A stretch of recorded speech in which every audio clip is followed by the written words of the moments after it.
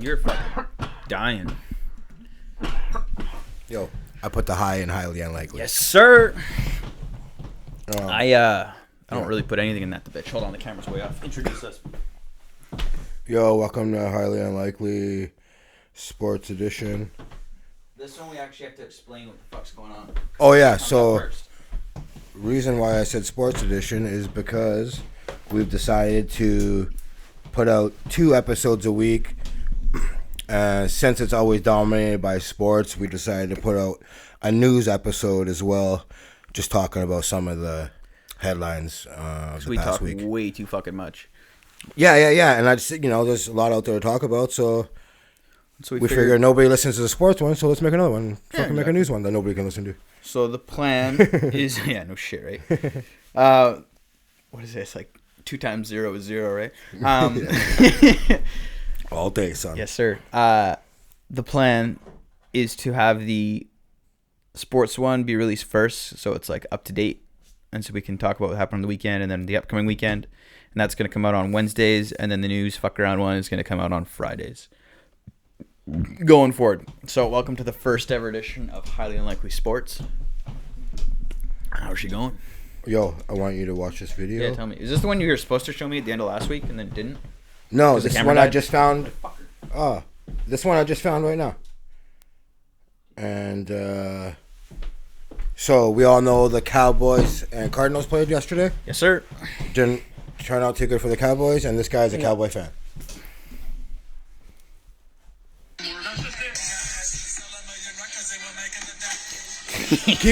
Keep watching.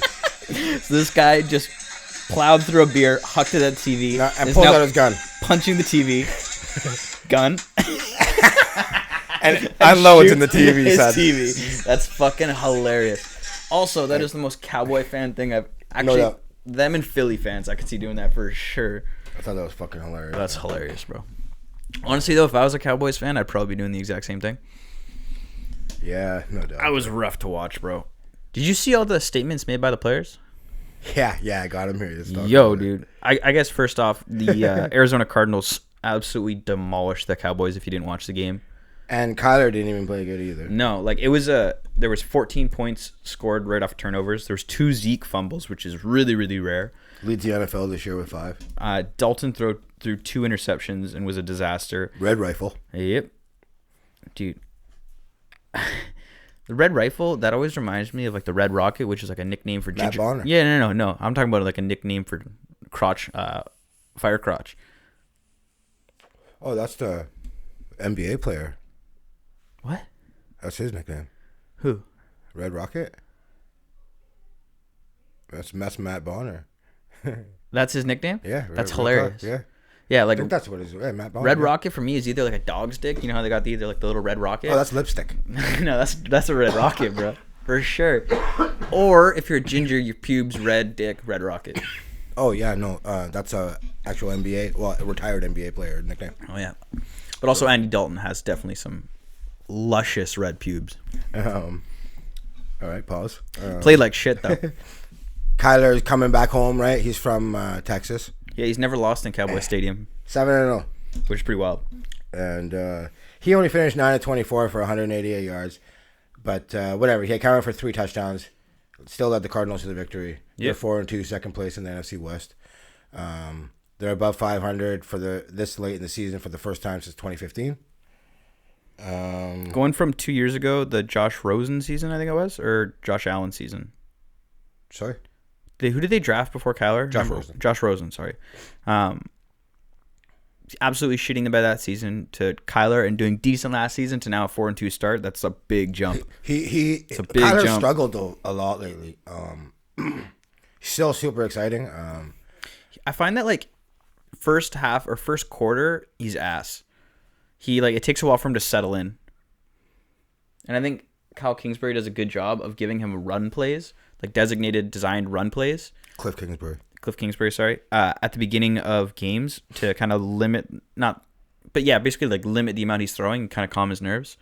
It also, I think, gets defenses off their game. They bite a lot harder on play action. Then second half, they can run play action and actually bite on it. He can make easy throws. Kenyon Drake played good, the running back. When he came over last year, he lit it up. really struggled again this year too. They also lost Chandler Jones, right, last week, so that's huge. He's always up there for sack leader. But yeah, no, it's the thing with Dallas is and we said it on our podcast. It's the defense that's fucking the problem here. Yeah. Jerry paid the wrong guys. You let Byron Jones go to Miami. Your secondary is just shit. Because at this point, they were being propped up by their offense. Their offense was, and Dak was playing so good that they were able to basically win games they shouldn't have won. And then now without Dak, they're getting exposed. Well, here's the thing too, though. It's kind of like misleading because when teams go up by huge, which they did on Dallas, they play so soft that Dak can get so many yards, right? Because they're just playing so soft. Yeah. Right? So Dak gets the big yards. But even then, the comebacks, like Atlanta, Cleveland put up 40 someone. They put 40 plus on them. Yeah. That was over quick. That whole game, like every single game they played, they were able to put up points. Like Dak, even though Dak didn't play this week, he's still the leading passer. He's at like 1,850 something yards. No one's passed him yet. I just don't know if he puts up all those yards if every game's close. I don't think he does. Like, you don't think before these last two games they were competitive in just about every game? There was one game I think they got blown out. There was a stat I read. Like with the Seahawks, they were right there. I'm trying to remember their schedule at the beginning. There's a stat I read the last 2 years against playoff teams. He has more turnovers than touchdowns. Really? Him, Baker, Trubisky, and I don't remember the fourth guy. I put Dak in a class above Trubisky. Oh, I do, Baker, but that's what the stats are. That stats are stats, right? You know what I mean? Dak was the second best passer the last year in the NFL. He can pass. He was wild. No doubt about it, right? But yeah, there's a lot going on with him, and it don't look good. And it's, like I said, it's all defensive. Like, yeah, Zeke, both those fumbles led to scores. I'm not really too worried about him. Jerry overpaid, obviously.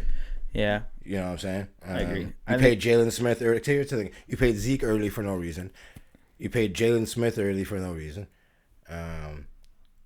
DeMarcus Lawrence ain't doing nothing. I think at this point, like, going into the season when their O-line too, 4 to 5 guys gone. Yeah, it's banged up. But I think with Andy Dalton, like when he got brought onto this team, like he was the best backup in the NFL. Like to me, at least. He is the best backup. That's what I said for sure. So like when he went down and then he won the game last week on the drive to win the game, everyone was like, okay, Dallas could still win. The NFC East is absolute trash. But after this game, it's like, yo, this team is actually a mess from top to bottom, coaching, everything, including. What were the quotes that you had for some of the players? Yeah, fuck, I'm just trying to find it here. So at least two, it's anonymous players blasted the coaches after their Monday night game. One of the quotes was, the coaching staff is totally unprepared. That was one of the players that told NFL Network's Jane Slater. They said they don't teach and they don't have any sense of adjusting on the fly. And another player said they just aren't good at their jobs. Now, Mike McCarthy came out. Did you see the interview with Mike McCarthy? So they obviously told him about this. And he's like, well, we should handle it like men, meaning in-house. Yeah, internally. And but it's true. I said that they're not. McCarthy was a good coach for his time. You know? Bill Parcells was one of the best coaches ever, but he ain't coaching right now. Mm-hmm. You know? We talked about this on this podcast. He's just not an innovator. The reluctance to use analytics and move forward with coaching. He's an old school coach, and he's kind of getting outdated. Yeah. And no one doesn't know what the fuck he's doing. And they always say, like, Jerry has a weekly show. And even this week on the show, he's like, well, we got new Jerry has system. A weekly show? Yeah, he does a weekly every Monday. Really? Yeah. I didn't know that. Is it like a podcast? Or like a YouTube radio show or something? show. Okay. I didn't know that. And he's like, oh, it's a new system and blah, blah. It's just like, no, bro. Like, even McCarthy, he was like, this was our best week of preparation. I'm really perplexed how we lost or whatever he said. Something along those lines. I'm paraphrasing. Yeah. I mean, that's not what I want to hear from my coach. You're basically saying This is the I best don't we know can what do. happened. I don't know what to do to get out of it. And this is the best we can do. Like, bro, that's not what I want to hear. So it's gonna be rough for them. And here's the fucked up part: they still got a chance. Buddy, not even a chance. They're only like a game and a half back or something. Not even. NFC least. They're terrible, bro. Our win percentage in the NFC, I think it's like 30% or something. It's like, fucking horrible.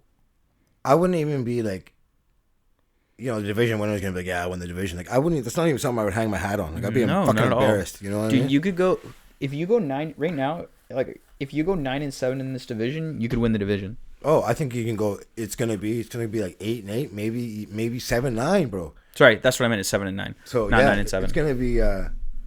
Okay, I got a question. Yeah, shoot. Who's the one quarterback that everyone thinks sucks, but you like? That's a good question. That everyone thinks sucks, but I like. I think you know who I think. I said the other day I can't defend him, but I'm back on his train. It's a sickness. Carson Wentz with me. Like, he's on his backups of his backups. Like, okay, the Ravens-Eagles game. Yeah. He brought him back with nobodies. His old line just they're banged up. For some reason, really banged it's a up. sickness with me. I don't know why I keep defending him. And I even said, like I said, a while ago, I'm like, I got to stop defending him. But there's something wrong with me, with him. Yeah, bro. I always think he can do it. Like, he's trash, bro. He's not trash. That's my pick though. For me, for some reason, I defend him, but everyone else is against him. Who's that guy for you? To me, he's an average to below average quarterback, but he gets treated like he is above average. I think ever since Frank Reich left, that's when he went downhill. Yeah. But that's for me. That's the one guy that is for me. Who's that guy for you? I'm thinking right now. I thought it was going to be Gardner Minshew. Dude, I'm about to say Gardner Minshew just because it's hilarious. But the more I've watched him a bunch this season, because I know I said that at the beginning of the year, that team's a joke, but he's not that great. He's not a franchise QB to me. No, he's not. No, he's a transition QB for sure. I thought he showed glimpses of being a franchise QB when they first brought him on, and he did, but he's past that point. He's got like a fun attitude with him. Yeah, and he's a serviceable, average to he below can be average backup QB for like 10 years to 10. Fuck yeah, he could be journeyman easy. for sure. Fuck yeah. So, I'm trying to think. I'm going like division by division right now. Who am I thinking? Nick Foles. I am. See, I think Nick Foles is one of those guys. He's not. I think he gets the credit he deserves. I think everyone is kind of like, no, Nick's a solid QB, and that's what he is. He's just solid. He's not gonna blow your hair back, but he's just solid. Too inconsistent with me. You caught me off guard here. I'm trying to think. Sorry, I was just thinking. No, I know. I'm trying to think of someone. Derek Carr. He's low key having a really good year. Derek Carr to me, and this is the thing, is Derek Carr, and the other one I was gonna say is Ryan Tannehill, but he's now also just getting his credit. Both of those guys, I think, have been criminally underrated. I think, for me, the mark of a good QB is, can you make throws you're expected to make 95% of the time, which both those guys do, and then when you're expected to make a crazy good throw, you hit them about 50% of the time. And to me, that's what Tannehill and Carr do, is guys like Patrick Mahomes and Russell Wilson, they'll hit every single throw they're supposed to make, and they'll hit almost every single throw they're not supposed to make. Derek Carr and Ryan Tannehill hit every throw they're supposed to, and they're about 50-50 on throws that are really hard. And to me, that's, like, you can win Super Bowls off that. Derek Carr this year definitely stepped it up. His knock on Derek Carr has always been he doesn't throw it deep. This year with Ruggs, that's changed. He's never had a deep threat. Not a true deep threat with speed like Ruggs. No one like that. I can't remember right now, so I can't. They had Antonio Brown. Dude, they've never had someone who's like, here's a go route, beat your defender. I know they've had speedsters because Al Davis loves fast guys, but I gotta think, bro. But I don't know. Derek Carr definitely playing way better this year. Mm-hmm. And also Ryan Tannehill, man, like, Tannehill's elite. I watched that Chiefs-Bills game, and dude, he looks spectacular. Like, they put up a stat in his last Titans-Texans. Yeah, Titans-Texans. The poise he shows, like, being down behind and then throwing a TD with 2 seconds left in the game, having to win and score a TD on that drive was fucking wild. Going into overtime, being selfless enough to give Derrick Henry you know what I mean? Like, he's everything you want in a QB. Yeah, he had 364 yards and 4 TDs that game. Sorry, this was the stat I was thinking of. Sorry to interrupt. No, go ahead. They compared his last 14 games going into last season from when he got the starting position on the Titans and put him up against Patrick Mahomes' last 14 games, and he has better stats in almost every category. And the other categories he's not, he's right beside Patrick Mahomes. But you're never taking him over Mahomes. Dude, he is an elite quarterback, and he's playing for at sure. a new That's what level. I said it. Yeah, for sure he is. Fucking right. wildly good. And okay, obviously we always say this. He was shit under Adam Gase. Leaves Adam Gase. Vrabel's doing a hell of a job. Right? Yep. We'll get back to this Titans game in a second. Knowing, let's say if the Jets do get first pick. Yep. If you're Trevor Lawerence, do you stay in school? The Jets ruined Sam Darnold's career. Yeah. Or do you just straight up say, I'm not playing for the Jets? You could pull a Peyton Manning. For sure you could. Peyton Manning went back to Tennessee after finding out the Jets were going to draft him, or that's how it worked out. He went back to Tennessee, didn't draft that year. Yeah. So there's precedence. Or there. just straight up. Or do a Eli. I'm not exactly. So I was about to say, I'm not playing John for this Elway did the organization. same thing, I think, right? Yep. Dude, So- you can do it, and I would do it. Okay, first of all, sorry I didn't do this earlier. I want to congratulate you on the 1-win club. Thank you, baby. You know I what appreciate I mean? it. Yeah. Although at this Holding point, the door open for you, son. Welcome. at this point, we can't even lose the best though, because like you have a chance to get Trevor Lawerence. So why are we not trying to get Trevor Lawerence? So the only winless team, the Jets. 1-win teams: Cincinnati, Houston, Jacksonville, Chargers, Giants, Washington football team, Minnesota, Atlanta. That's a lot of 1-win teams. Buddy, bro. we're in some elite company. And 2-win teams, we got New England, Denver, Dallas, Detroit. And see, the thing is, you look at all those 2-win teams; those are all decent teams, apart from Detroit. All of those teams are like, oh, Yo, New England looked like the New England that I predicted they were going to look this Yeah. weekend against Denver, bro. 100%. They did not look good. You know who looked? And everyone's like, oh, they didn't practice. Look what fucking the Titans did against the Bills when they didn't practice for 2 weeks. They fucking steamrolled them. So I don't want to hear that shit. Dude, Drew Lock looked good. And they only had their touchdown late in the fourth quarter. Mm-hmm. So here's what Trevor Lawerence through the first 5 games. 108 out of 148, 73%. 1,544 passing yards, 19 total TDs, and 1 pick. That's what everyone's fighting for. 1 pick. Okay, now getting back to that Texans-Titans game.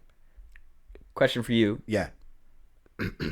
My opinion now, Titans have a real shot at getting to and winning potentially the Super Bowl, in my opinion. Titans are better than the Ravens, not better than the Chiefs. Cool. But you're right there. Like, they could make... They're better than the Ravens, 100%. But 100% they're better than the Ravens. They're a more complete team. I think it's Chiefs-Titans in the AFC for me. But I, like... You can't definitively say that, like, the Chiefs win the game against the Titans. Like, the Titans can make the Super Bowl, no problem. Well, last year, they beat them in the playoffs, right? The Ravens. No, the Titans beat the Patriots and the Ravens. And then they lost to the Chiefs. Yeah, but what I'm saying Chiefs is beat them in the playoffs. Titans are good enough to beat the Chiefs. Oh, they could play with them, but they're still number 2. For sure. But I think... Chiefs beat them and won the Super Bowl. I think, like, last year, I would say that the Titans almost had no shot of winning beating the Chiefs. And this year, I think the Titans very well could beat the Chiefs. Last year, by the way, I called the Ravens and New England upset. Did you know? Yeah, I did on a podcast. Attaboy. Evidence. Evidence. Yes. So, but they have the perfect game. Derek fucking Henry. That's why Tannehill's so good too. Mm-hmm. So, they're such a balanced team, man. Derek Henry had over 200 yards rushing. That fucking 94-yard run he had, Yo. they clocked him at 21.6 miles an hour. And he's like, yo, that's The not guy fast weighs enough. 260 pounds, bro. He's like, that's not good enough, bro. That's slow. You see that comment? Unreal. No, I didn't see that. Yeah, on the press conference, he's like, that was my speed. He's like, that's not fucking good enough. Titans are 16-0 when he runs for 100 yards. Second best start in franchise history. So The Titans are legit as shit, man. They're a really good football team. Like, really good. they play the Steelers next Sunday. I'm so excited for that game. I say they win. I bet you that line's like, I don't know who's at home. Let's see. Do I know? Oh, they host. I bet you the line's Titans by 3. Okay, play devil's advocate. You just watched the best running offense in the NFL, the Cleveland Browns, get absolutely rolled by Pittsburgh. Yeah, I knew it was happening, bro. Come on. Pittsburgh got the best front 7 in the league Not even close. Okay, but second best, I'd say the Bucks. So do you think Derrick Henry can run on the Steelers? Fuck yeah, you can. Derrick Henry can run on anybody. Dude. Derrick Henry can run on anybody. Dude, I don't know about that, bro. Because this is the thing is, up until this week, I've been saying that, and I said it a bunch of times. This for me was the game that's like, okay, are the Steelers legit? And they fucking, because I was like, they haven't played any good teams up until that point this week. I can't really say whether they're a really elite team. And I think it was 38-7. They destroyed the Browns. It was. You see that OBJ took his shoes off at like 8 minutes left in the game, like an absolute clown. Bro, what are you doing? I have it here. Give me 1 sec, bro. But yeah, let me say something. But let's finish up. Sorry. No, that's fine. Mike Vrabel gets a shout out because on that last drive, he intentionally had too many men on the field so he could stop the clock. Time over yards. He knew Houston's gonna score. Whatever. He wants the clock. Yeah, dude. Saved 40 seconds, and they win with 4 seconds left. They scored a TD. Or scored the touchdown with 4 seconds left. Wild, bro. Unreal. Like, last year, he did that double delay game against New England. It's like, this guy always finds ways to bend the rules. Smart, dude. Real smart, dude. So, unbelievable. And then, post-game interview. The guy fucked the reporter awesome. You did that on purpose. You know? Mm-hmm. Talk about it, whatever. Yeah. I don't know why. He's like, we got to do better on penalties. We shouldn't be taking penalties there.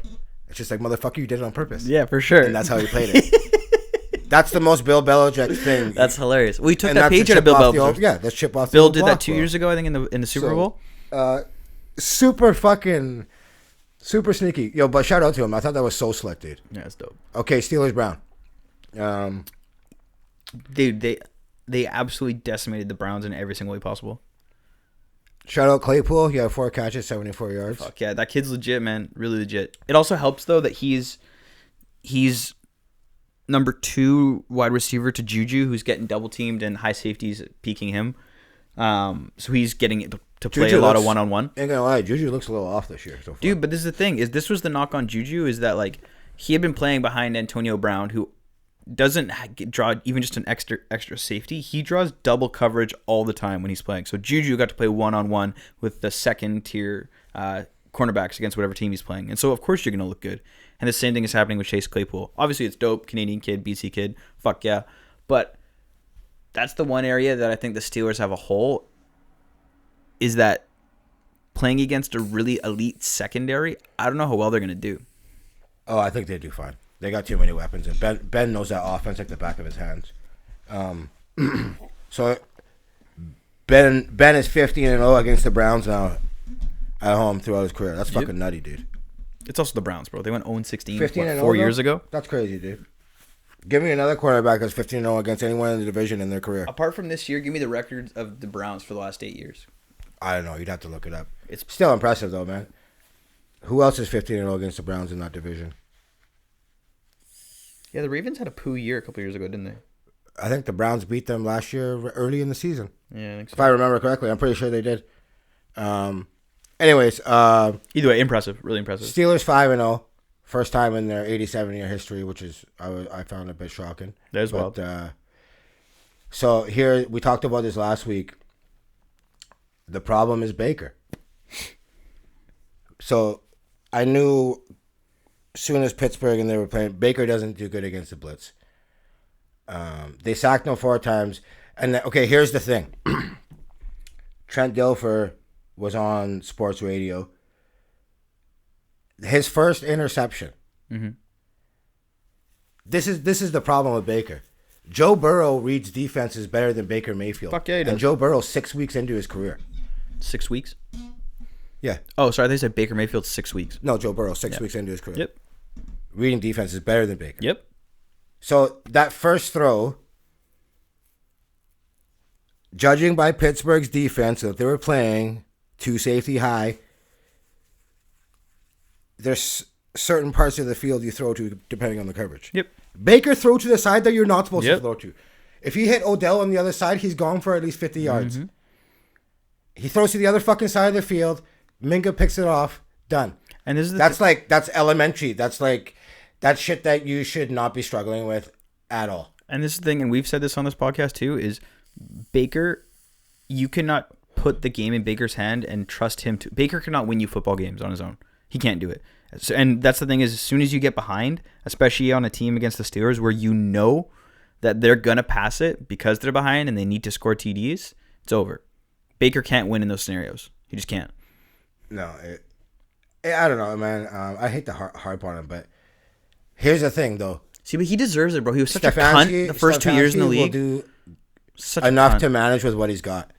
And that's going to be the saving grace of the Browns this year. Yeah, with their 4-2, they're still at a really good record. Fuck yeah. So they just managed 75 yards on the ground. That's 113 below their average. And then, again, once you're down by 24 in the first, you put it in Baker's hands, you're done. Cleveland only were 1-12 on third downs and 0 for 3 on fourth. He's a game manager. That's what he is. So here's some stats here. So whether he was in a clean pocket or under pressure, it wasn't good. The Steelers pressured him over 47% of his dropbacks. He took 4 sacks and completed just 3 of 7 passes for 45 yards and a pick. Yeah. So you say 45 yards? When throwing for 45. When throwing free of pressure, you would think it'd be a lot better. He was equally as bad, completing 7 of 11 for 74 yards and a pick 6. Mm-hmm. Also had another interception that was negated by penalty. Mm-hmm.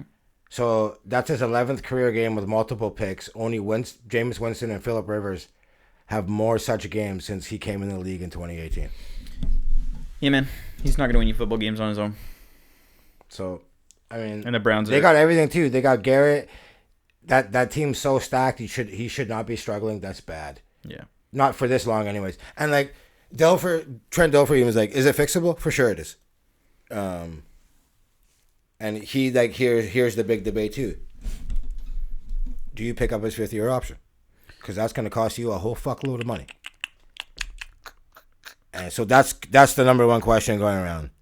I think because is his 5th year this year? No. Next year. Next year. Came in 2018, so 2019. Okay. 18, 19, 20, 2022. Well, it's 5th year option, but they can draw him after the fourth year, right? So going into 2022. Yeah, you could just not pick up the option. Yes. And then you're done. But if you pick that option up, it's like an average of the top 10 quarterback pay or whatever. I can't remember exactly. It's something like that, though. Yeah, man. At this point, no. And I think Stefanski's the kind of coach too who won't put up with it. Like, he's now shown as a coach, like, doing this well with Baker Mayfield. And yes, it's still early in the season, but we both are big fans of the guy. I think he's going to do really well. He's not going to put up with that. Like, they had Odell Beckham and Jarvis Landry throwing the ball on third downs in big situations last week. Like, if that doesn't scream that I don't trust my quarterback, like, you know what I mean? Like, it's a clear indication that he does not trust Baker. He doesn't want the ball in his hands. So I think at the first chance he gets to move off him, he's going to. I don't get, like, this guy has so many fucking commercials out. Did you ever watch? I don't know how this guy's so fucking popular. Like, and like he's done nothing. It was like who's Johnny Football? What's the kid? Not Colt McCoy. The other one, Johnny Manziel. Yeah. Same type of deal. Just big ego, big personality. But like, maybe stop doing the commercials a little bit and focus on football. Yeah, I don't know. You know, and like, it's easy for us to say when we're not playing, but like, man, you can't even make that read on the first pick. Fuck out of here, son. Like, bro. You know what I'm saying? That's elementary shit, bro. Like, you shouldn't be fucking up on that simple kind of shit, man. Did you ever did you watch him in college? Yeah. Cause, dude, he was really good in college. Super accurate. Okay. So this is where I differ a little bit, and I want to know what you think. What I saw in college, yes, he was good. Yes, he deserved to win the Heisman. He was a good quarterback, but I don't think he was. I think he was overhyped. I've seen so many plays from that year where he is making plays, escaping the pocket, escaping being tackled, which is good. He's really good at bootlegging. He's really good at getting outside the pocket. He creates plays with his feet. Fuck yeah, I love him for that. He's really good for it. But the throws he was throwing downfield, he was throwing into triple coverage, double coverage, jump balls. And so many of those passes, in my opinion, weren't high percentage good football plays. It was toss it up. His receivers were good enough to go make plays on the ball.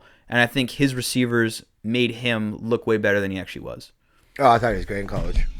I thought his decision making right from the jump in college clearly wasn't good. But that's definitely his strength, is bootleg, and that's the fantasy strength too. Like that's, there was a stat, I can't remember what it was, but I know the mark is like 22. If you hold Baker to 22 or under throwing attempts, his numbers his winning percentage outstanding. I know they're like 10-2 or something like that. Over though, it's not good. So, but whatever, they know what they got, and that's their bread and butter. They're just going to keep running it, and Baker's going to be a star on play action. But against good teams that have good Ds, like, soon as if anyone's allowed to can stop that run, you're done. Yeah, you know. Like we've talked about this. That's like Lamar. If you make him throw the ball, looks like they're done. You got a good chance. Yeah, we've talked about this, and I'm a really big believer of if you know that you're not good enough to win a Super Bowl, don't middle around and like be content with, be borderline playoff team, out first round, borderline miss it this year, 8-8 team. It's either rebuild, it's either like be rebuilding and go all in on getting the best QB or whatever it is you can, and then make a run in the next 5 years, see if that rebuild works. If it doesn't, do it again until you get it right. Well, I think Cleveland has everything but the quarterback. Exactly. So. But the thing is, they're either pick up a new one. I'm trying to think free agent. But they won't even be that good to pick up a new one. I know, draft pick wise. So it's like, okay, free agent, who can they pick up? What would be interesting, though, is say the Jets get Trevor Lawerence. You have a guy like Sam Darnold, who I think is really good on the market. I think a lot of teams would take Darnold over up. Baker in a heartbeat. So would I. Like, though, that's an option. You got guys like Tyrod Taylor, who I would take over Baker Mayfield. I'd probably stick with Baker. Who's the backup? Jameis Winston, I'd take over Baker. Yeah, I think I would too. You know what I mean? Like, you have a lot of options, and so if I'm Cleveland, and I know that Baker can't get me to a Super Bowl, move off him. But that's the thing. You don't even need a star back there. You just need someone competent, bro. Yeah, you're so loaded on offense. Like and like I said earlier, I rag Odell because you're a wiener for taking off your shit. But there's been so many times this season and last season especially where he was wide open TDs and he's just straight missing them. Yo, what did I say a long time ago about Odell? I said he's gonna end up Dixon, on is Patriots. it? Oh, okay. Right. I said this. Patriots. Ooh, yeah, I can see I that. said this weeks ago, right? Yeah. I heard today that one of these guys had sources, and they're like, apparently there's chatter about Odell getting traded. I believe it for sure. So, and if he does, we all know who's gonna scoop him up. Because what I've seen out of New England's wide receivers, just like I've been bitching about them, they're the worst in separation. Mm-hmm. They couldn't get open worth shit. Yep. Cam needs help, and I admire Cam for saying, we got the guys in the locker room. We don't need outside help. Motherfucker, you need outside help. 100%. So, fuck, I can totally see it, man. Yeah. I want Odell to have success in Cleveland, though. I think that would be dope. Him and Jarvis is a sick story, but I think it's over. But he ain't going to have success with Baker. Yeah, I agree. You know what I'm saying? So, yeah, man. We'll see what happens. That Pittsburgh Titans game, though, it's going to be legit next week. But, yeah, we'll see what happens to Cleveland. I'm not sure who they're playing next week, but yeah, they know what their problem is. You know what I mean? They're not going to admit it. They can't trash Baker. Yeah. But any other games you want to talk about? Bucks Packers. Yes. So, talk about having a shit game. Aaron Rodgers. They got up 10 quick. They threw the pick six. And it was over. And then threw another pick right after that. 2 picks within 3 passes, which are Green Bay's first turnovers all year. Yep. So he was up 10-0, and those picks turned it into a 14-10 deficit. And, he wasn't the same after that. I've never seen Aaron Rodgers play this bad. Buckle like in that. my whole life. Yeah. He finished 16-35 for $160, no touchdowns. Why do you think he played that bad? Like, I have my idea. He was hesitant to pull the trigger after the second pick. You could totally see it. Yeah. I've never seen him shook like that. Yeah. Never. Yeah. Like, I gotta say, worst game of his career. It was up there. I think maybe not worst game of his career, just because I think we've been so high on him the last this season so far that we're like, dude, he's a GOAT. He's a guy. He's playing. He's the best QB in the NFL. Him and Russell Wilson, Patrick Mahomes, and he played this bad. You're like, holy shit, who is this guy? So the last 3 quarters, He was 8 of 23 for 53 yards, 4 sacks, 2 picks, passer rating of 7.34. That's Aaron Rodgers. So, yeah, man. I have a little bit of a theory. Those are fucked up numbers to associate with him, man. Yeah. You know how, like, so for me, like, every NFL season is basically like it's so intense that each season it's like its own little career, you know what I mean? Like, there's storylines, this, that, the other. Like, I kind of relate this to fighting, where, you know, when a fighter comes in the UFC, starts as his first couple of guys, gets a little bit of hype. Chimaev, exactly, right? He's what, 4-0 now, 5-0, right? Maybe gets another good fight. Hasn't even broken a sweat, but yeah. No. Anyway, finally gets up to, like, I'm thinking even like Johnny Walker too. Same thing, was 3 or 4-0. Finally comes up against a decent opponent, someone who's actually like can play, someone who can fight, and then gets just murked. And then they're never the same after that. Well, look at San Francisco, what he did to him last year. He was great all year, except against Sam Pratt. Mm-hmm. So I think this is like a case of he was so high on himself, and the Packers were so high on themselves. They're like, we're the best team in the league. Everyone all this week, Colin Cowherd, all the NFL analysts, Green Bay's the best team in the league. Green Bay's the best team in the league. I think they drank a little bit of the juice, got lost in the sauce, as it were, and went into the game a little bit lackadaisical, overconfident in themselves, maybe a little bit cocky. I think it was just a bad game for them. I think they just got a little lackadaisical. I could totally see them saying, we're the best team in the league. Tampa Bay struggled last weekend. Yes, they're a good team, but we should roll right through them. And they got fucking torched. But, like, I would be a touch worried that he does struggle against bad defenses. And the thing is, like, he struggles bad. And I'll get to the stats here. Don't get me wrong. I just want to caveat. Yeah. I still think Green Bay Packers are a Super Bowl team. I think they're really stacked, fucking bro. good. Yeah. I think this is just like one of those like holy fuck kind of brought back down to earth moments. You know what I mean? Yep. And to be fair, Brady wasn't that great. 17 of 27 for $166. He was average. 2 touchdowns. Ronald Jones was good. Gronk looked better. He caught the most passes all year, right? Yep. Had a sick 5 little for touchdown 78 yards and a touchdown. Yep. And I guess they're third in the tandem for most touchdowns QB receiver behind Manning, Marvin Harrison, and Steve Young, Jerry Rice. Fuck yeah. So, by Steve Young to Jerry Rice, that's so wild that those two played 92 together. touchdowns. That's and crazy. Peyton Manning to Harrison had 114. That's wild. Bucs defense was super legit. Yep. We've been saying it. Todd Bowles had these guys fucking playing unbelievable. When they blitz, they have 6 picks, which is the most in the NFL, and 15 sacks, which is the second most. Their linebackers, Devin White and Levante David, I would put them up there with anybody. Dude, I think they're the best linebacking pair in the NFL. They're sick, man. Yeah. They're unbelievable. So when the Packers, after taking a 10-0 lead, they had just 57 yards of total offense in their final 41 plays. So talk about fucking your defense stepping up, right? You know? Aaron Rodgers hit 11 times. And here's the thing. He wasn't getting hit at all before this game. Nope. And you get hit like that, He was pressured. it's going to fuck with you, man. You know what I'm saying? Especially nobody likes to get hit, especially older dudes. Yeah. Right? And throw 2 picks, start getting hit, like you just rattled.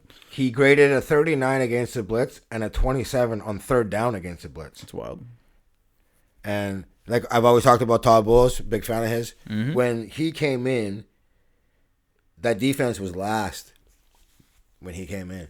And now he's third or top 3. Yep. So, you know, A lot of also, people. did you see, sorry. Go for it. You're good. Go ahead. No, I was commenting on it. It's all good. You notice Aaron Rodgers and Ndamukong Suh were going at it? Yeah. Right? Constantly. Yeah. Right? And then Rodgers said after, he's like, that stuff goes back a long time. I'm sure the cameras caught some stuff. Now, I don't know if you remember. Giants, Green Bay, Super Bowl run. He stepped on Rodgers' arm twice in a playoff game in Lambeau Field, right? That was when they're on the Giants, right? No, this is him on Detroit. What was it? Maybe He was Detroit before this. And then it was can't Giants remember, before but that. He was facing Rodgers in Lambeau. I think it was Detroit. If it was a playoff game? Oh, no, sorry. It's 2014. So who was he on in 2014? Pretty sure, no, Giants was 2010 and I 2012. can't remember. But anyways, he stepped on Rodgers' arm twice, right? Yeah. And then, obviously, initially suspended. He appealed it, and he said he couldn't feel his feet because it was so cold that he didn't realize he was stepping on Rodgers, and had it reduced to a $70,000 fine. Hell yeah, motherfucker, dude. I love it. Because that team, why I like the Bucs, they're kind of like my low key favorite. Like apart from the Giants, is because JPP and Ndamukong Suh paid for the Giants, and they were a huge part of us winning the Super Bowl in our 2 years we did. And both those years we had to go through Green Bay, and they were huge in those wins. Ndamukong Suh is one of the like dirtiest players I've ever seen in my life, bro. He's a guy you would want on your team, but you don't want to play against. Play against. Yeah, for sure. He's such a motherfucker of a person. Like, he's just scary. So he comes after you. From Colin Cowherd had some fucked up stats here about Aaron Rodgers. There you go. So he's lost by 14 or more points 19 times in his career. Okay, for comparison, Russell Wilson only 6 times. Like Russell Wilson's also been playing half the time. We see Tom Brady, king of comebacks. Pat Mahomes always coming back. Yep. Last year in every game of the playoff, he was down. Yep. Rodgers, you don't see that. You don't equate that, obviously. Yeah. He has a losing record when he trails at any point in the game. This was the stat I saw, and this is wild. If you're down like 1 minute in, 1 point, if you're say you 1 go down minute a in, field goal, if you go down a field goal, and you're against Aaron Rodgers, you are the odds say that you're going to win that game. That's crazy though. Like you wouldn't think somebody's that good. He's like one of the best throwers of the football. That was a fucked up stat. So Mahomes and Lamar has won 65% of those games. Yep. Jimmy G has won 62% of those games. Yep. And Derek Carr and Ryan Tannehill have more fourth quarter comebacks than him. Yeah, that's wild. So and that's Aaron. And he's one of the best. Like he's gonna be first ballot Hall of Famer. Oh, easy. One of the best throwers of the football ever in history. Yep. But it's weird to hear those stats associated with him though, for sure. I agree. What else? Anything else, bro? What do we got? Yeah. I want to talk UFC. Yeah, talk. Yeah. If we were good, is there any other games you want to talk football about? No. Go ahead. Okay, because this is arguably the biggest fight of the year coming up this weekend. Justin Gaethje versus Khabib. I am so fucking excited for this fight. Yeah, it's gonna be good. I'm so excited. There was a bunch of fighters that gave their predictions. Let's hear it. A lot of them kind of fucking stayed on the fence and didn't want to pick. It kind of seems they didn't want to pick, but so Stephen Thompson, he says Khabib. Sorry, I have to read a lot of these to see their it's all good. What they're picking. Garbrandt says, I feel like whoever's willing to die will be the victor. Like, fuck off. Give me a name. Gilbert Burns says Khabib. Vicente Luque kind of copped out. He's like, he wouldn't be surprised if Justin wins.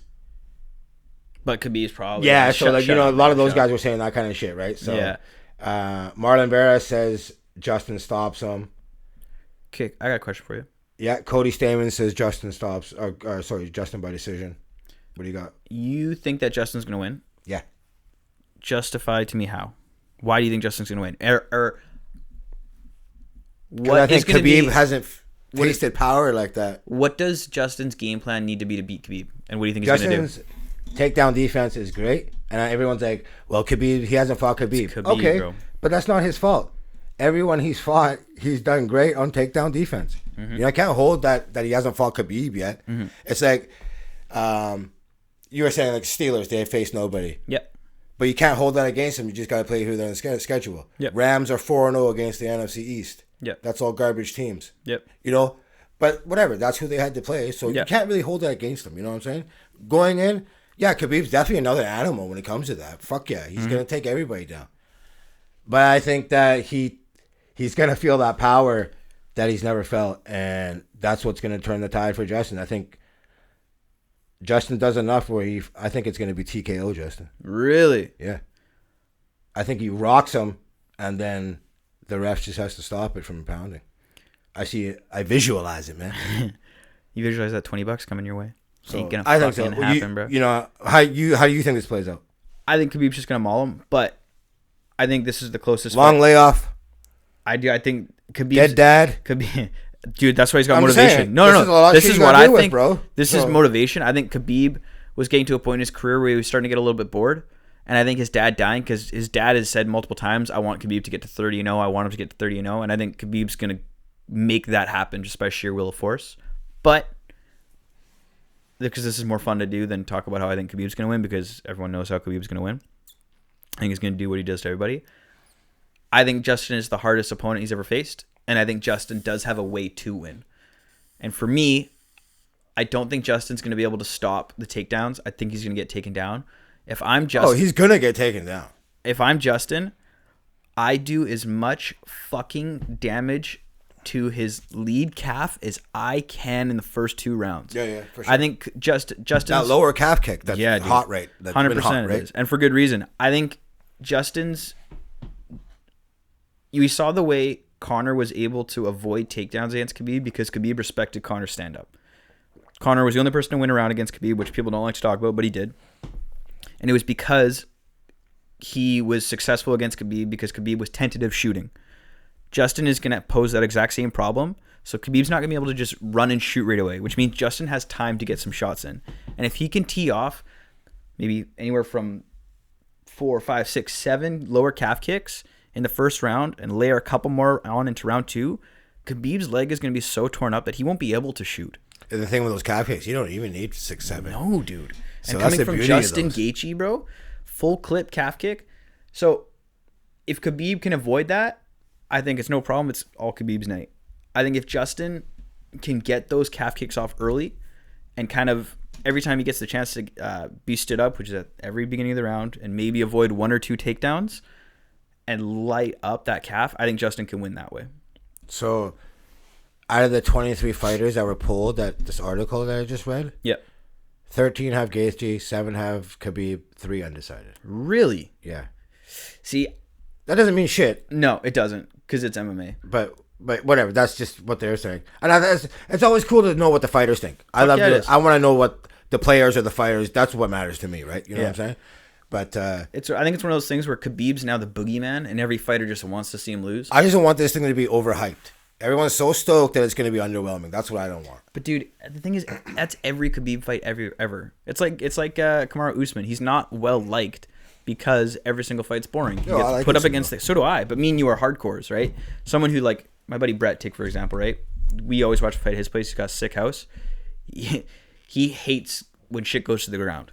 Like, just hates it. He's like, get stand these fucking years up. They're just humping, boo. And I'm like, dude, like, so to the average fan, it's boring as shit. Yeah, right? For sure. Yeah. To us, it's fucking awesome. Yeah. Because we understand how much skill it takes. But it's probably like watching somebody like hand the ball off all the time in football. Like, boring. Dude, out of Khabib's... But I can appreciate a good run game. Fuck yeah. Yeah. So out of Khabib's 28 fights, right? Like, I'm sure 26 of them was him taking a guy to the ground, humping him, and beating the fuck out of him on the ground. Yeah. So, all likelihood, this is going to be another boring fight. Fuck, for some reason, like... I never bet against Russians either. Dude, I hope Khabib's leg gets lit up and fucking Justin rocks him early and it's just a war. I fucking would love that. Because we've never seen Khabib like that. We've never seen Khabib. Yeah, I want to see him rocked. I want to see him in deep water. We've never seen that happen ever, bro. I think Justin puts him there, bro. Fuck, I hope so, dude. I really hope so. But I don't think... And then, so he says afterwards that he wants to fight GSP. It's over, bro. He's 30. He's 49. Sorry, 39. He's almost 40. It's over, dude. Don't give me GSP at 40 years old. Yeah, I'm a GSP fan, and I ain't even looking for that. Yeah, dude. So, I don't know. No. I mean, maybe from I can see him, he's going after it for money-wise. Ticket, for sure he is. Right? Big ticket. So, yo, Khabib, apparently, I want to look this up. Khabib's, like, loaded.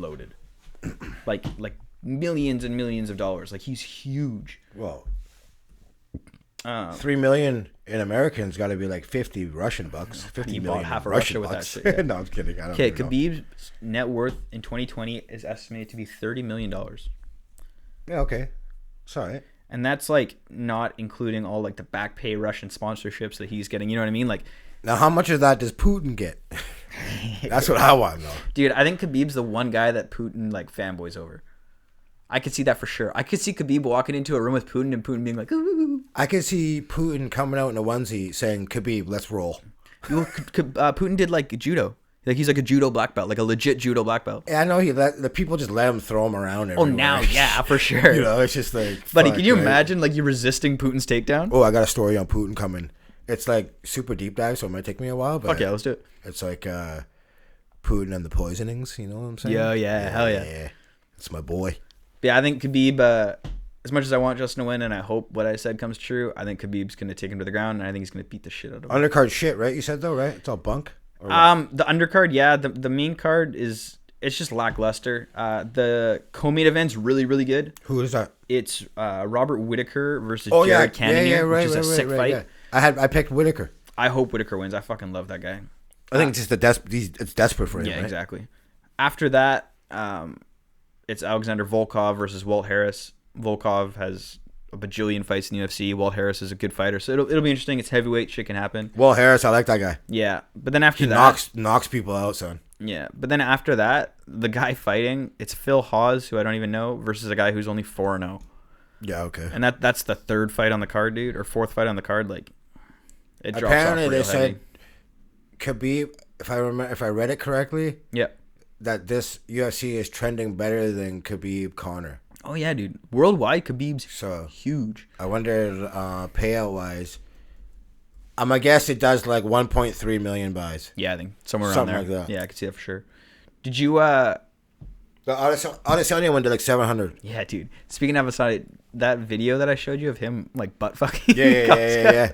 Was the funniest shit I've ever seen, bro. He's pretty dope. His social game's pretty mean. Dude, he's hilarious. I wanted to quickly talk because we're coming up on time here. No. Dustin v. Conor got announced.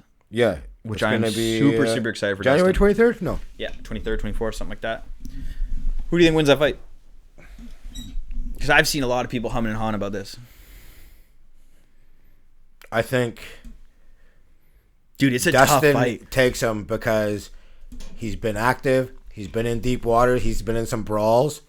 And I think Dustin takes it. I'm a big Conor fan, as you know. Dude. But I think Dustin etches it out. You want to put $20 on it? Yeah, let's do it. Because I think, and this was like a big surprise to some of my I friends. don't give a fook. Dude, I think Connor's going to win this. I think Dustin is going to don't they want this shit in, with him. sorry, don't they want this shit in Texas so they can have fans too? Dallas, yeah, he was Dallas talking about he's Cowboys, like Jerry Jones' 18, personal friend. Dude, yo, that'd be pretty, no lie. So sick. UFC should just start doing them there so they get the fans, man. Yeah, 100% they should. So the fuck they doing this Vegas shit for? Fuck yeah, bro. Dana, fucking fix your shit, bro. Conor over Dustin, $20. I think what really did it for me was Conor coming back and beating the absolute piss out of Cowboy. Yeah, but that's look. Cowboy I know, and he's a slow starter, notorious, yada yada yada. But that's like me saying, "Oh, yo, I shit kicked this 9th grader, bro." That's nothing to brag Donald about, bro. Cerrone you're talking about, nothing to brag. And I love Cowboy, but let's be real. Oh, I am being real, 100%. You know, but putting him away in the way he did that fast. Yeah. If Conor came back and it took 2 full rounds that bullshit for him to ain't settle gonna in, work on Dustin. All right? I know, but 2 full rounds to settle in, sure, I understand. But beating Cowboy that fast, that decisively, is impressive, man. So I know Conor hasn't been active, but I'm not worried about it. And I was before the Cowboy fight. I thought Cowboy had a really good shot of beating him. But now I think Conor's locked and loaded. I'm gonna say Conor gasses late 2nd round. You're gonna start seeing him gas, and Poirier. It's gonna be fucking fresh as fuck, son. I think Poirier gets hit. I think he gets hit hard because Poirier takes That's shots. cool, yeah. He takes shots. He's gonna get hit, but he's like I said, I love seeing guys in deep water. He's tried, tested, and true. Fuck yeah, he is. So Justin's one of the best people in the UFC, like favorite people. It's gonna like, be all around good guy. Legit sick fight though. Yeah, because they are gonna stand and bang. So yeah, it's gonna be interesting, man. But yeah, I think Poirier does it, dog. Conor's got the shit, bro. Anything else on that card announced? No, just that fight. I think that's the only thing I've seen at least. That would be pretty dope, though. Fuck yeah, I'm really excited for that fight.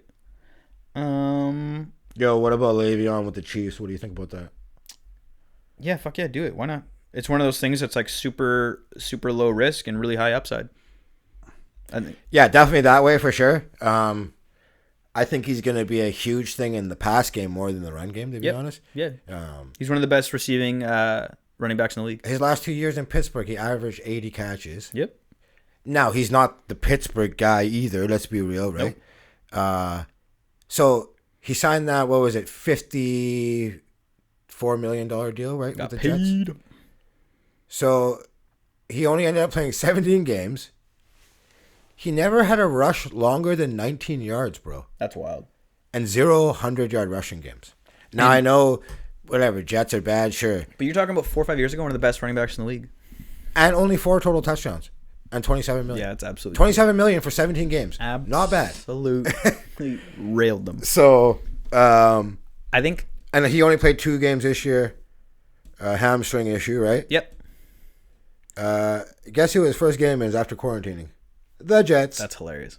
And, dude, I think he's going to tear him up. I think... Andy Reid, I said he's got the best screen game in the league, for sure. Where I think he's going to tear him up... They're going to shine that way. Oh, for sure. But I think, you start him in the backfield, and then he leaks out to wherever. Wide receiver, bro, he could play. No, but this is the thing is, I think the Chiefs are so stacked between Kelsey, Tyreek, all their guys, that the secondary is going to be so concerned that it's going to be like the underneath throws that are normally a 4-yard gain with Le'Veon Bell in open space going for 15, 16, 15, 16 over and over. Brandon Marshall said that Le'Veon runs routes better than a lot of wide receivers. Yeah, I saw that. That's fucking crazy. So, he's going to light it up there, I think he's... talk about embarrassment of riches, too, though. Fuck me, for sure. Kind of unfair, but... Yep. Tua... sorry, quickly before we go. Yeah, there's one other thing I wanted to touch on too. Go ahead. No, we can do Tua first. Did you see him sitting at the 15-yard line? FaceTiming his parents, bro? Fuck yeah, dude. It was a cool moment. Been named starter now. Yeah, I saw that. I'm so excited to see him play. Yeah, no lie. We talked about it. We've been wanting to see him. Yep. He's been held out because of the injury. That was Brian Flores said. He's basically been holding him out because of the injury history. Yep. So for once in their lives, the Dolphins did something right. And did you see Fitzmagic when Tua went in this last game? No, bro, on the fucking side, hyping everybody up. Fuck yeah! And I'm just like, this guy's so G. Like, he knew his role. 100%. Knew he was just passing the torch. He wasn't there for whatever. And Tua in the post conference with the Fitzmagic jersey. Oh, I didn't see that. Yeah, he was rocking Fitz's jersey at the press conference. Bro. Super happy for him. And it's time. Like, we're seeing what Herbert's doing. Yep. We're seeing what all these young guys are doing. All these guys are ripping it up. Let's do it, right? I think it's gonna be probably bumpy in the beginning, but that guy is gonna be electric. But between Justin Herbert, Joe Burrow, and if Tua plays well, this could be like one of the greatest QB draft classes of all time. Well, just think of all the young QBs. Tons, dude. It's crazy. It's definitely like a young QB. For sure, it's a really a real passing of the guard. Like, give it 3 years, and Russell Wilson is going to be an old veteran, which is wild to think about.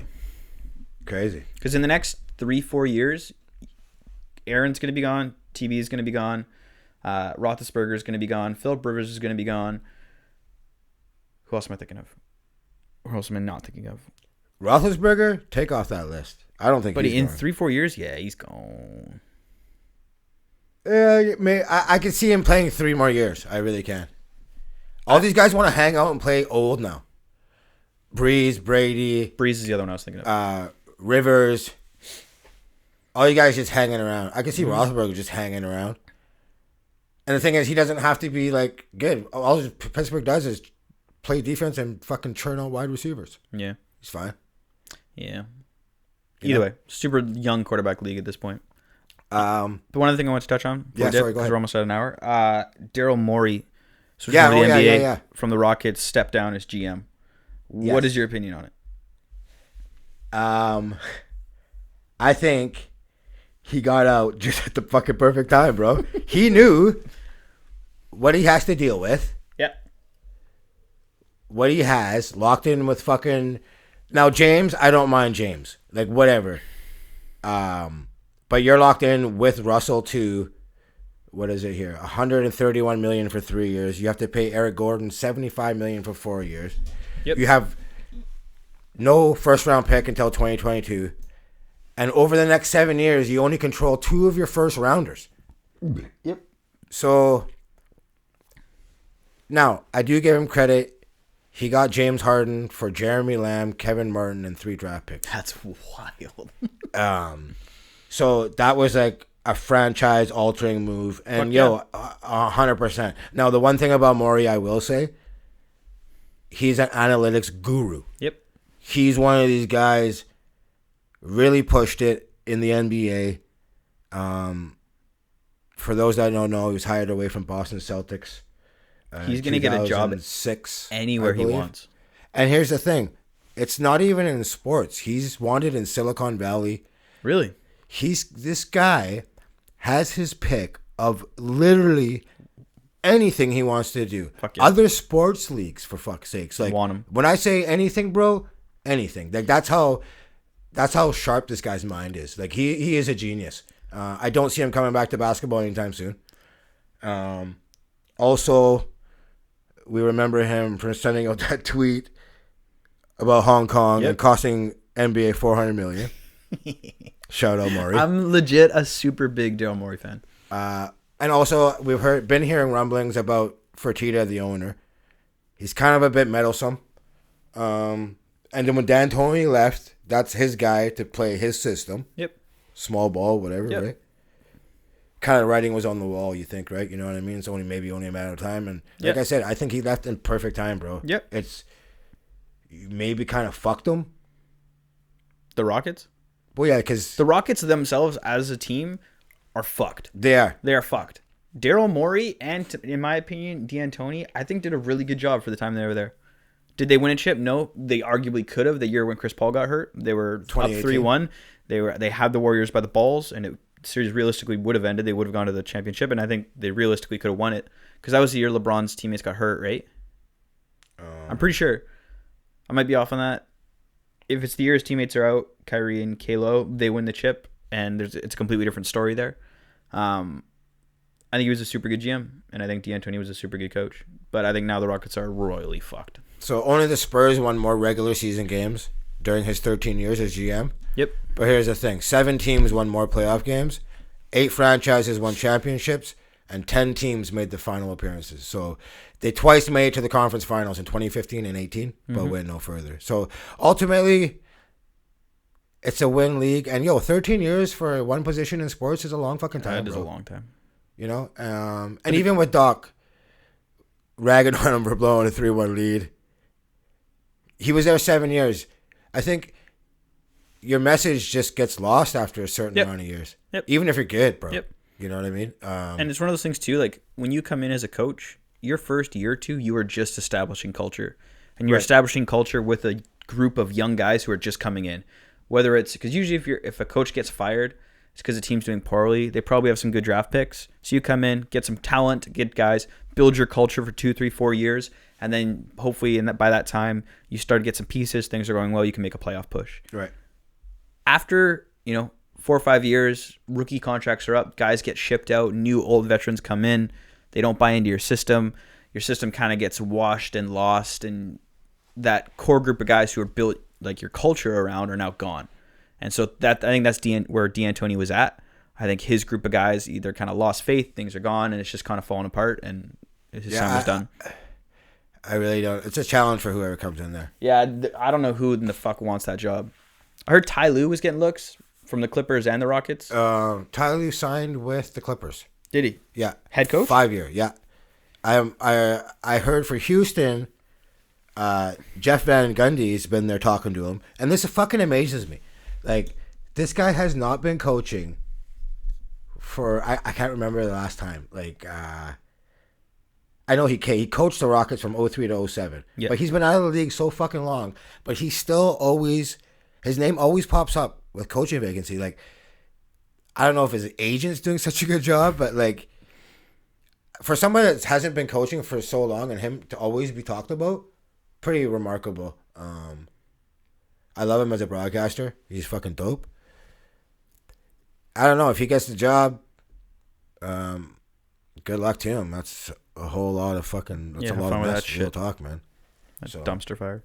It is, man. It's gonna be, and like Fertitta, if you believe all the rumors out there, he's having money problems because he's the casino business. And that's not going good right now. Not at all. So yeah, they got a few issues. Yes, sir. All right, we're gonna call it there because we've pretty much done a whole another episode, like a full episode. That's what we do. All right, guys. We'll see you next week. You guys will be hearing this on Wednesday, so you'll have another episode coming Friday. Cheers to that. Peace. See you guys next week.